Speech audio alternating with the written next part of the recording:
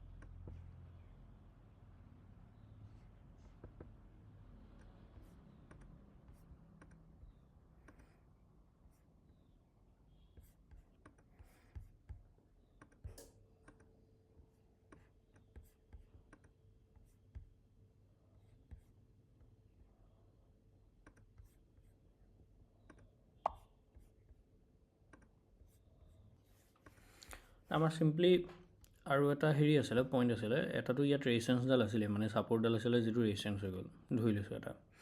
2 নম্বৰতে হৈ গ'ল বেংক নিফটিৰ অপেনিং কেণ্ডেলৰ হোৱা নাছিলে, অপেনিং কেণ্ডেলৰ ব্ৰেকআউট হোৱা নাছিলে। নিফটি অপেনিং কেণ্ডেলৰ ব্ৰেকআউট কৰি দিলে। এতিয়া সেই ছেটআপটোৰ মতেহে মই পুট লৈছোঁ। এতিয়া এবাৰতেই যদি আকৌ সম্পূৰ্ণ ওপৰতে উঠিয়ে গ'ল তেতিয়াহ'লেতো এই লাষ্ট আমাৰ কিমানত আছে, 171। এবাৰতেতো নামিব নিচিনা লগা নাই, কিন্তু অপেনিংটোৰ কাৰণে মানে কি হ'ল, কালি এইখিনি বায়েৰ হোল্ড কৰি গৈছিল নগৈছিল নাজানো। এতিয়া ইমানখিনি বায়েৰ গুচি যোৱাৰ মানে ইমানখিনি বায়েৰ আছিলে, অল টাইম হাই আছিলে, সেইটো বাৰু আমাৰ এটা মানে চিন্তনীয় বিষয় হয়। কিন্তু অপেনিংটো বহুত তলত হৈ গ'ল। তো ইয়াত কোনোবাই যদি চেল কৰিছিলে তাক এতিয়া ডাইৰেক্টলি টাৰ্গেট কৰিবৰ কাৰণে দিগদাৰ হ'ল।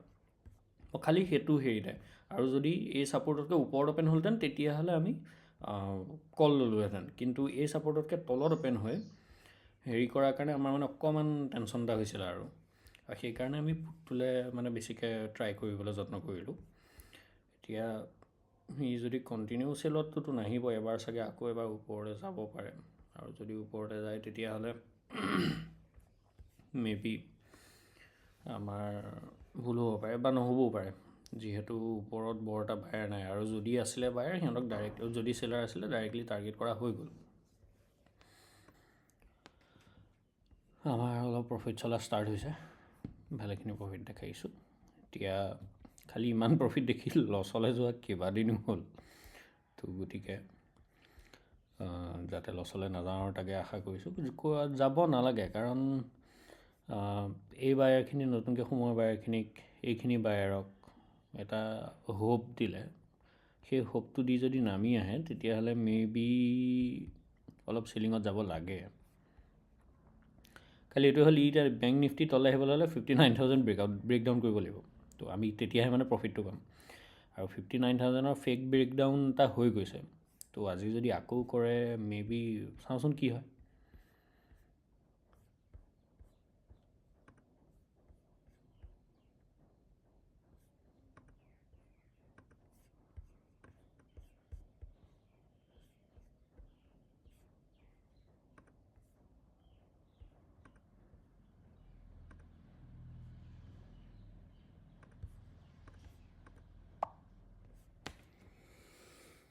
প্ৰায় 2,000 টকা কম ল'ব লগা হ'ল, কাৰণ এডাল কেণ্ডেলত বহুত কমি গ'ল ঘপককৈ।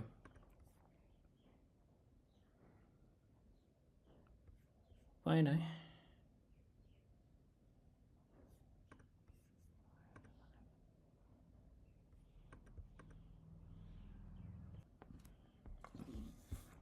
এই কেণ্ডেলডালৰ সময়তে আমি ওলাবলৈ ৰখি থাকোঁতে, এই লোভতে 59,000ৰ ব্ৰেকডাউন কৰিব বুলি ৰখি থাকোঁতে আমাৰ এইখন হ'ল।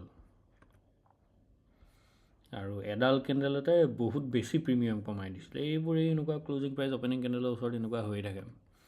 একো নাই, যি কি হওক, আমি বহুত কম কেপচাৰ কৰিলোঁ যদিও প্ৰফিটেই কেপচাৰ হ'ল।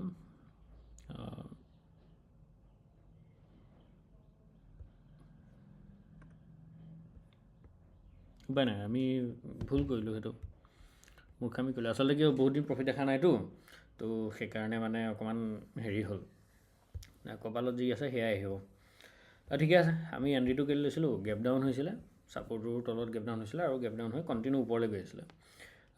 তো কণ্টিনিউ ওপৰলৈ গৈ আছিল কাৰণে আমি বেংক নিফটিয়ে ডাইৰেক্টলি ব্ৰেকআউট কৰি দিছিলে আৰু বেংক নিফটিয়ে ব্ৰেকআউট কৰা নাছিলে প্ৰথমতে আমি লোৱালৈকে। তো আমি সেইটো ছেটআপৰ সহায়ত লৈছিলোঁ। প্লাছ ওপৰৰ চেলাৰখিনি মে বি অলপ প্ৰফিটত আহি গৈছিল বুলি আমাৰ আশা এটা আছিলে। তো সেইকাৰণে আমি পুটৰ ট্ৰেড এটা আমি ওপৰত লৈছিলোঁ। মে বি আমি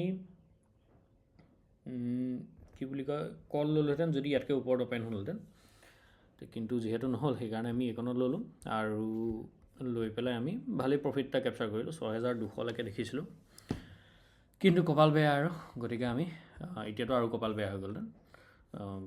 গতিকে আমি হেৰিহে কেপচাৰ কৰিলোঁ, 4158। একো নাই, প্ৰফিটেই। তো আজিৰ কাৰণে ইমানেই, সপ্তাহটো গ'লেই, আজিৰ কাৰণে আহিছোঁ দিয়ক। আকৌ লগ পাম। আমি ট্ৰেড লৈছিলোঁ 9:22, আমি এক্সিট কৰিলোঁ 9:57। তো আজিৰ কাৰণে ইমানেই, আহিছোঁ দিয়ক, ধন্যবাদ।